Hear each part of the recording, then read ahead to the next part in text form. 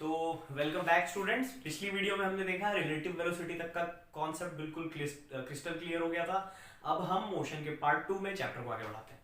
तो चलो, पहली चीज जो हमें पढ़नी है वो है एक्सेलरेशन। अब ये एक्सेलरेशन क्या है? तो एक्सेलरेशन के हुए दो टाइप्स। पहला वाला पॉजिटिव और दूसरा होता है नेगेटिव। ये पॉजिटिव एक्सेलरेशन क्या है और नेगेटिव एक्सेलरेशन क्या है? तो जैसे गाड़ी चलते हुए देखी होगी या चलाई होगी तो पता चला होगा कि गाड़ी के दाहिने साइड में, बाइक में या स्कूटी में, एक्सेलरेटर होता है। जिसको ऐसे करो तो गाड़ी एक्सेलरेट हो जाती है, तेज हो जाती है। और जब एक्सेलरेटर हम धीरे करते हैं तो गाड़ी रिटार्ड हो जाती है। ठीक है, मतलब धीरे हो जाती है। तो एक्सेलरेशन मतलब स्पीड को बढ़ाना। ठीक है, और फिलहाल याद रखो रिटार्डेशन यानी कि स्पीड को घटाना। रिटार्डेशन को नेगेटिव एक्सेलरेशन भी कहते हैं। ठीक है, तो एक्सेलरेशन क्या हुआ? पॉजिटिव एक्सेलरेशन क्या हुआ कि किसी की स्पीड कम थी, लेस थी, और लेस से हो गई मोर, मतलब कम से हो गई ज्यादा, तो इसे कह दिया पॉजिटिव एक्सेलरेशन। किसी की स्पीड ज्यादा थी और वो हो गई कम, तो इसे कह दिया नेगेटिव एक्सेलरेशन। ठीक है, तो इस केस में क्या होता था? ब्रेक लगाते थे, और इस केस में क्या करते हैं? एक्सेलरेट करते हैं। लेकिन एक चीज देखो, ये दोनों ही काम करने में कुछ वक्त तो लगता है। स्पीड बढ़ाने में भी कुछ वक्त लगता है, स्पीड घटाने में भी कुछ वक्त लगता है। ऐसा तो नहीं होता है ना कि ऐसे किया और हो गया। ठीक है, जैसे कोई भी गाड़ी 0 से 60 या 0 से 100 जाने में कुछ समय लेती है, 3 सेकंड, 4 सेकंड, 10 सेकंड, 12 सेकंड, कुछ समय लेती है। ठीक है, तो एक्सेलरेशन जो है, पॉजिटिव हो या नेगेटिव हो, ये दोनों ही बिना टाइम के पॉसिबल नहीं है। सो दे आर टाइम डिपेंडेंट। है ये टाइम पे डिपेंड करेगा। ठीक है, ये दोनों ही क्या है? टाइम डिपेंडेंट है, टाइम पे बिल्कुल डिपेंड करेगा। अब एक बात बताओ, अगर कोई गाड़ी अभी 30 किलोमीटर पर आवर से चल रही है, 5 सेकंड बाद मैंने देखा वो 60 किलोमीटर पर आवर से चलने लगी। ठीक है, अभी 30 किलोमीटर पर आवर से चल रही है, 5 सेकंड बाद 60 किलोमीटर पर आवर से चलने लगी, तो क्या हुआ? गाड़ी तेज हुई। कितनी तेज हुई? तो 30। अब कोई पूछेगा +30 या -30, तो बोलोगे +30, क्योंकि 30 थी 60 हो गई, 30 बढ़ा ना, तो +30 बढ़ा, मतलब इंक्रीज हुआ। तो क्या किया हमने कि जो अब है, मतलब जो फाइनल है यानी कि 60 वाला, उसमें से इनिशियल को यानी कि पहले वाले को माइनस कर दिया। फाइनल में से इनिशियल को माइनस कर दिया तो हमें मिला क्या?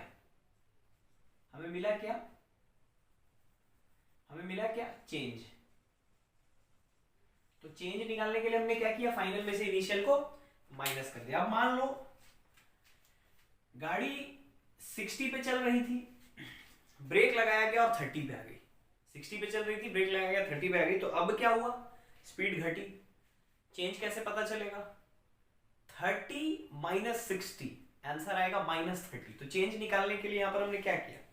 सबसे पहले कॉमन सेंस का यूज किया और बोला कि 30 कम हुआ है। और पता कैसे चला? मैथमेटिकली इसको कैसे एक्सप्रेस करते हैं? तो मैथमेटिकली इसको एक्सप्रेस कर सकते हैं कि पहले गाड़ी की स्पीड 60 पे थी, अब 30 पे हो गई है, तो 30 कम हुई है, यानी कि जरूर जो अब है उसमें से पहले वाले को माइनस किया होगा, तो ये आया होगा। तो यहां पर भी हमने चेंज निकालने के लिए क्या किया? ये फाइनल है ब्रेक लगने के बाद वाला, ये इनिशियल है पहले वाला, फाइनल में से इनिशियल वाले को माइनस कर दिया, आंसर आ गया -30, बात खत्म। तो पूरे फिजिक्स में ही नहीं, पूरे जीवन में कभी भी अगर चेंज निकालना होगा, किसी भी चीज का चेंज निकालना होगा, तो फाइनल में से इनिशियल को माइनस कर देना। ठीक है, तो एक्सेलरेशन होता है change in velocity per unit time. ठीक है, टाइम की यूनिट को कुछ भी मान लो, जैसे अगर मान लो सेकंड मान लिया, क्योंकि डेफिनेशन क्या है? Change in velocity per unit time. हर एक टाइम की यूनिट में वेलोसिटी में क्या बदलाव आ रहा है उसे ही कहते हैं एक्सेलरेशन। तो जैसे अगर एक सेकंड में कोई गाड़ी 5 मीटर पर सेकंड स्पीड पकड़ रही है और ये कॉन्स्टेंटली वो चीज करे जा रही है, तो 2 सेकंड में कितना होगा? 10, 3 में 15, 4 में 20, 5 में 25 और ये बढ़ते जाएगा। इसे हम कहेंगे यूनिफॉर्म एक्सेलरेशन। तो एक्सेलरेशन को जरा मैथमेटिकली रिप्रेजेंट करते हैं। आइए, तो एक्सेलरेशन के बारे में मैंने क्या बताया? Change in velocity per unit time. Change को किससे रिप्रेजेंट करते हैं? तो चेंज को रिप्रेजेंट करते हैं फाइनल माइनस इनिशियल। ठीक है, मैंने अपने भाषा में बताया चेंज कैसे लिखना है, कभी भी फाइनल माइनस इनिशियल, तरीका मैंने बता दिया है। तो अब वेलोसिटी में एक हुई हमारी फाइनल वेलोसिटी और दूसरी हुई इनिशियल वेलोसिटी।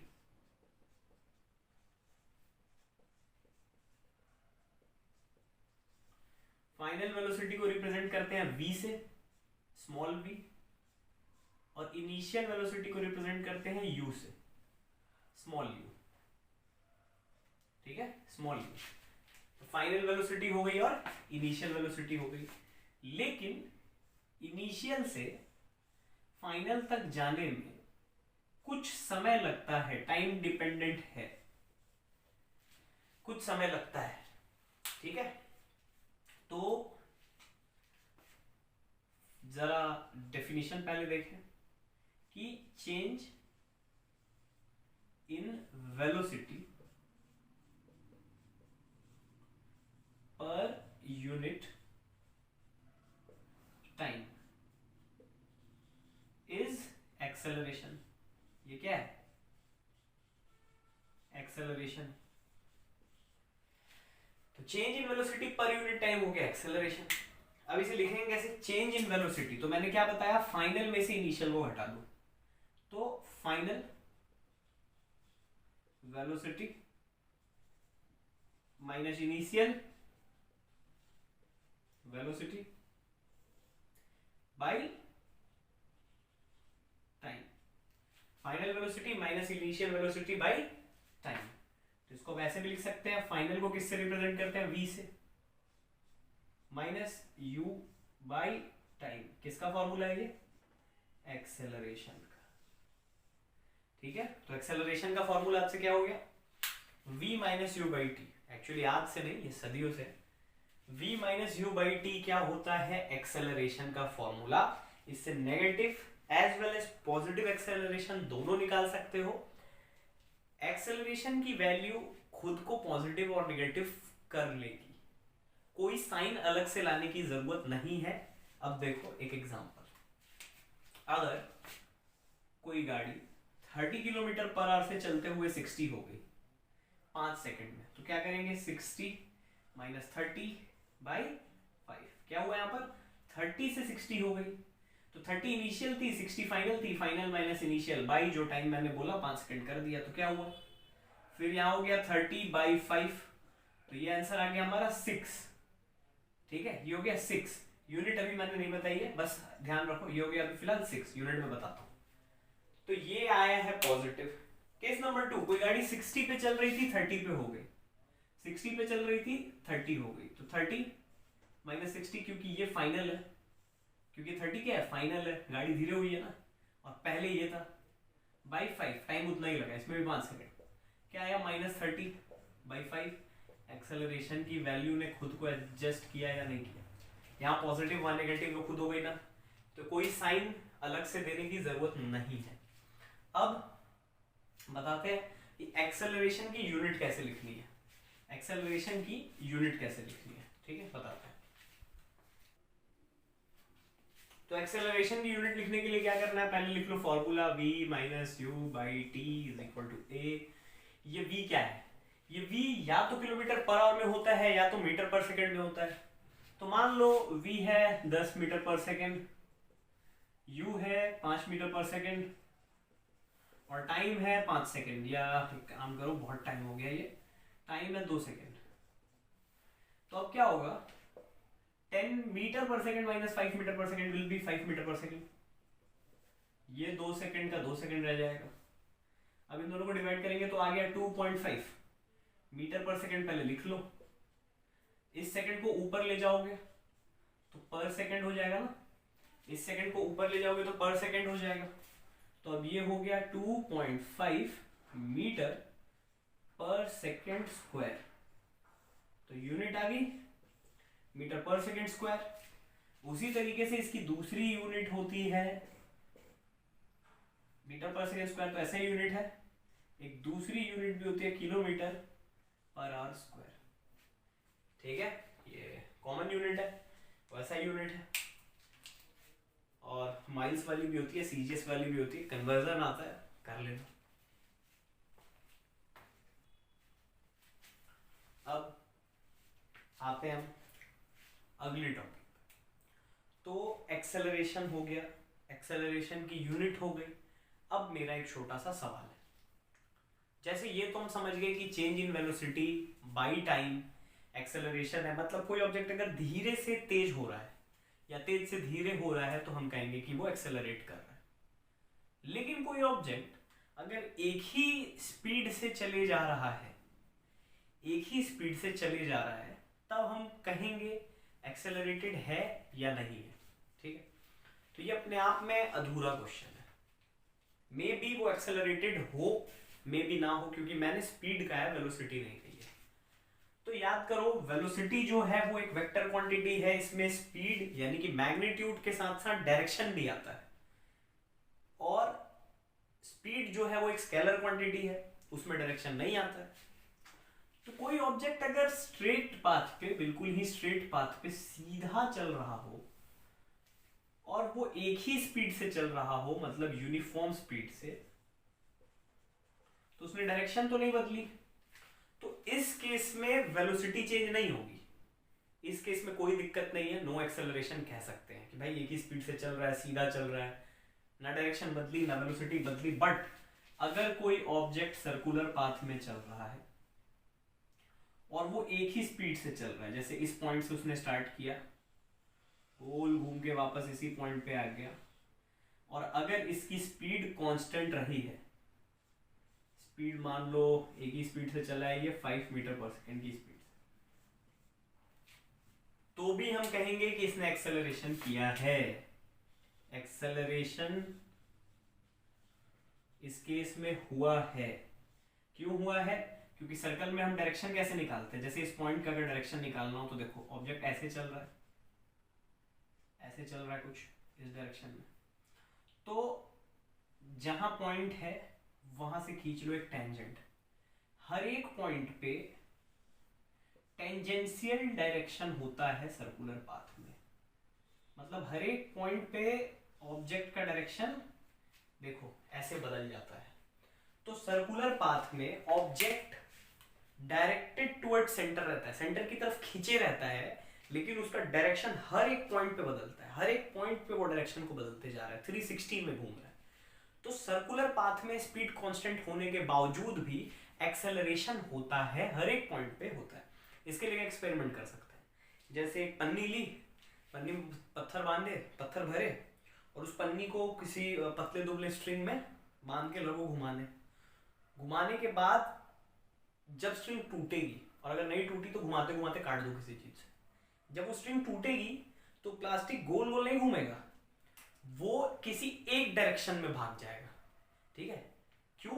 क्योंकि वो सर्कुलर पाथ में मूव कर रहा था, और सर्कुलर पाथ पे मूव करने वाले ऑब्जेक्ट का हर एक पॉइंट पे अलग डायरेक्शन होता है। तो कर सकते हो पन्नी डालना, पन्नी में पत्थर डालना या कुछ भी छोटा, किसी थ्रेड से बांधो और गोल गोल घुमाओ, उसको कट कर दो, तो कट करोगे तो वो टेंजेंशियल पाथ पे भागेगा, गोल गोल नहीं घूमता है, किसी एक पॉइंट पे भागता है। ठीक है, किया भी होगा कभी, किसी चीज को ऐसे घुमा के फेंका होगा तो इसे हम कहते हैं टेंजेंशियल एक्सेलरेशन। तो ये फॉलो होता है सर्कल में, हर एक पॉइंट पे डायरेक्शन बदल जाती है ऑब्जेक्ट की।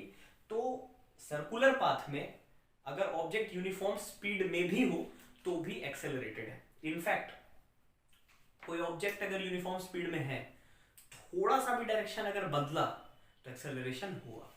ठीक है, उस एक्सेलरेशन को निकालने का formula v minus you by T नहीं होता है, वहां पर हमको यूज करना पड़ता है वेक्टर वाला लॉ, जो अभी नहीं पढ़ना है, क्लास 11th में है, तो फिर क्या दिक्कत है, अभी बस जान लो थ्योरेटिकली कि हाँ ऐसा होता है, बाकी 11th की जब वीडियो डालूंगा उसमें देख लेना। अब आज ना न्यूमेरिकल्स भी बनाएंगे, जैसे एवरेज स्पीड के न्यूमेरिकल्स, एवरेज वेलोसिटी के न्यूमेरिकल्स, बट उससे पहले हम देखते हैं कुछ डिस्टेंस डिस्प्लेसमेंट वाले न्यूमेरिकल्स। तो डिस्टेंस डिस्प्लेसमेंट के कुछ न्यूमेरिकल्स हैं बेसिक से, तो सीधे पाथ वाले न्यूमेरिकल से एक स्टार्ट करते हैं कि वो ऑब्जेक्ट है, यहाँ ए से स्टार्ट किया, बी तक गया और फिर बी से ए पर आ गया। ए से बी की दूरी है 5 किलोमीटर। तो पहला क्वेश्चन होता है कि डिस्टेंस कितना कवर हुआ, तो ए से बी गया, बी से ए आया, एक्चुअल पाथ क्या है 5 5 10, तो डिस्टेंस क्या हो गया,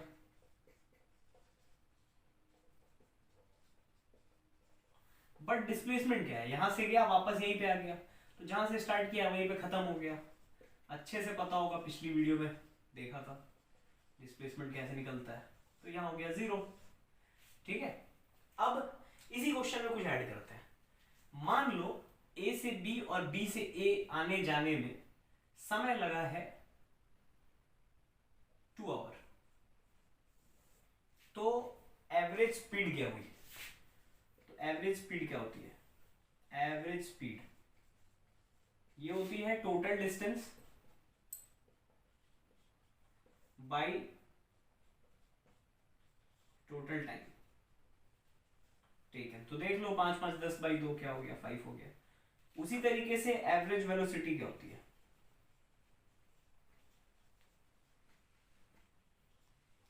ये हो गया total displacement bye same, same मतलब क्या, टोटल टाइम टेकन।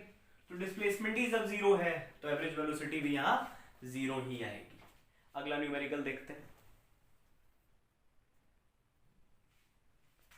एक और सवाल आता है, एनसीईआरटी बुक का सवाल है कि ऊषा नाम की एक औरत है, तैरने का बहुत शौक है इसको, तो ये गई एक सर्कुलर ट्रैक पे, सर्कुलर पूल में, सॉरी, तैरने। तो पूल में तैरने लगी और कुछ चक्कर मारने लग गई। पूल का डायमीटर दिया हुआ है 200 मीटर। कितना दिया हुआ है, 200 मीटर। इसको एक चक्कर कंप्लीट करने में, मतलब 1 राउंड कंप्लीट करने में लग जाते हैं 40 सेकेंड्स। तो पूछा है, क्वेश्चन क्या है भाई, क्वेश्चन है कि 2 मिनट और 20 सेकेंड में, 2 मिनट और 20वें सेकेंड पर ये कहां होगा, इसकी डिस्टेंस क्या होगी उस वक्त और डिस्प्लेसमेंट क्या होगी उस वक्त, डिस्टेंस क्या होगी और डिस्प्लेसमेंट क्या होगी। तो चलो देखते हैं। तो इसने एक चक्कर मारा 40 सेकंड में, तो हम 2 मिनट 20 सेकंड को पहले कन्वर्ट कर लेते हैं जरा सेकंड में। तो 2 मिनट यानी कि हो गए 2 इंटू 60 प्लस 20 सेकंड अलग से है तो लिख लो। तो टोटल टाइम क्या हो गया 140 सेकेंड्स। तो पूरा ये 140 सेकंड तैर रही है। अब एक चक्कर मारती थी 40 सेकंड में, तो 140 में कितना मारेगी, तो number of rounds in 140 second will be 140 by 40, काट दो, क्या आ गया 3.5। ठीक है, क्या आ गया 3.5, तो यहां लिख लो 3.5 राउंड्स वो मारेगी। अब हमें सबसे पहले निकालना है कि डिस्टेंस क्या कवर किया उसने 3.5 राउंड मार के। तो देखो अब डिस्टेंस निकलेगा कैसे, सबसे पहले एक रेवोल्यूशन का निकाल लो। तो डायमीटर है 200, तो रेडियस हो गया 100 मीटर। और पूल का गोल चक्कर यानी कि इट्स सर्कमफेरेंस, तो सर्कमफेरेंस ऑफ पूल कैसे निकलेगा 2 पाई आर। तो लिख लेते हैं 2 इंटू पाई इंटू आर की जगह 100, ये एक राउंड हो गया, हमें तो 3.5 राउंड का चाहिए, इंटू 3.5। यहां से जो भी निकलेगा वो आंसर, ठीक है, जो भी निकलेगा वो आंसर। मेरे हिसाब से इसको अगर पाई में रहने दिया जाए तो ये हो जाएगा 700 पाई। 3.5 इंटू 2 700 पाई। अगर इसे पाई में रहने दिया जाए तो ये हो जाएगा 700 पाई मीटर्स। ये हो गया इसका, क्या हो गया, डिस्टेंस। और डिस्प्लेसमेंट क्या है, देखो सिंपली समझना। डिस्प्लेसमेंट क्या है, यहां से स्टार्ट किया इसने, एक चक्कर, दो चक्कर, तीसरा चक्कर, और चौथा चक्कर कहाँ है, यहाँ। क्यों, क्योंकि 3.5 है तो 3 कंप्लीट करो और आधा मार दो। तो यहां से यहां की दूरी तो हमें पता है, डायमीटर 200 मीटर। तो डिस्प्लेसमेंट क्या हो गया इधर, 200 मीटर। काम खत्म। Distance 700 pi metre, displacement 200 metre, बात खत्म, क्वेश्चन खत्म। तो चलो हमने ऊषा को तैरा के देख लिया, ठीक है। तो ऐसे ही और बहुत सारे न्यूमेरिकल्स हैं चैप्टर में, तो न्यूमेरिकल्स के लिए तो एक अलग वीडियो ही डालनी पड़ेगी पूरी। अगली वाली क्लास में मैं ग्राफिकल रिप्रेजेंटेशन पूरा समझा देता हूँ, और ग्राफिकल रिप्रेजेंटेशन के साथ अगर टाइम बचता है तो ट्राई करेंगे कि कुछ न्यूमेरिकल्स भी सॉल्व कर लिए जाए। बाकी किसी को भी कोई भी न्यूमेरिकल बनाने में दिक्कत हो, कुछ एक्स्ट्रा नॉलेज लेनी हो, कोई भी दिक्कत हो, कुछ फीडबैक देना हो, कमेंट बॉक्स ओपन है, डिस्क्रिप्शन में हमारे सारे कॉन्टैक्ट्स दिए हुए हैं, कॉन्टैक्ट कर सकते हैं, ठीक है। तो बाकी अगर वीडियो अच्छी लगी हो तो चैनल को लाइक सब्सक्राइब करें।